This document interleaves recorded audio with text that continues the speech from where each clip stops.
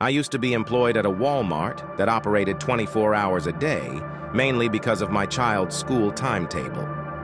To accommodate my kids' schedule, I took on overnight shifts, typically working from 10 p.m. to 7 a.m. This allowed me the flexibility to drop him off and pick him up during the day. Juggling my responsibilities, I would sleep, attend to my son's needs, and also manage a second job. There were days when fatigue set in, making it a challenging period for me. Despite the difficulties, I had to do my best to cover rent. Don't forget to give the video a thumbs up and subscribe. It's free, and it helps us create more content. I watched him leave, and he had a noticeable waddle in his walk. When he was out of sight, I thought he was out of my mind too. I spent quite some time in the cereal aisle and started noticing that guy passing by every few minutes, looking down towards me. He wasn't carrying anything, didn't get any bread, just had his big, suspicious backpack. I sped up my work to finish the aisle quickly and move away from him. After finishing my work, I took the empty U-boat platform back to the warehouse. There, I got another U-boat filled with boxes ready to be stocked. I intentionally chose an aisle far from the cereal section, opting for the chips aisle. It had been about 45 minutes since my first encounter with that guy, so I thought he wouldn't still be around. Unfortunately, I was mistaken. He found me. As I was rearranging the chips on the shelf, placing the newer bags behind the older ones, I glanced to my right, and there he was at the end of the aisle, acting suspicious again. He didn't have anything in his hands.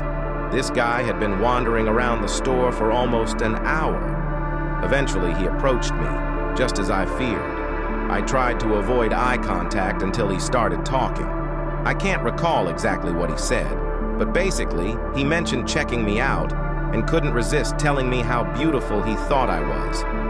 I responded politely with a fake little laugh, saying, "No, thank you, that's very sweet."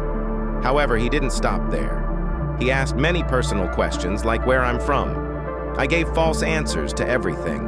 The guy smelled really bad, and his breath was awful. I was genuinely disgusted. When he asked for my number, I claimed to be in a relationship.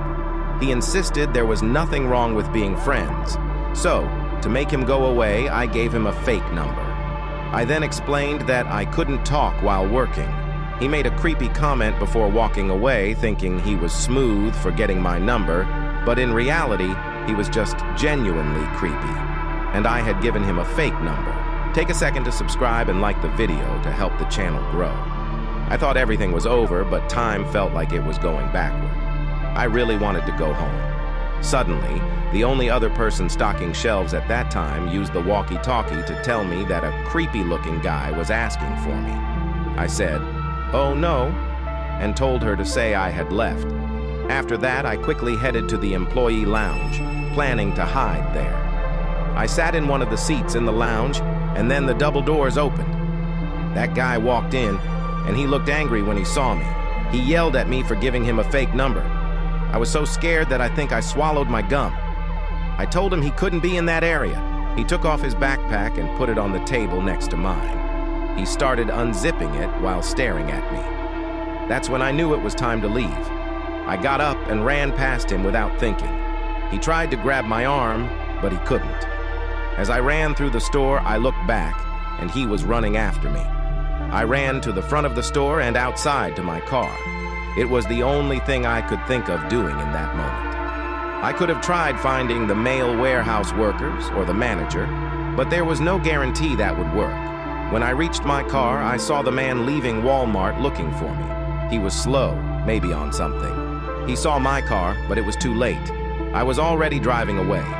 It was a scary experience, and I hoped I wouldn't have to deal with something like that again.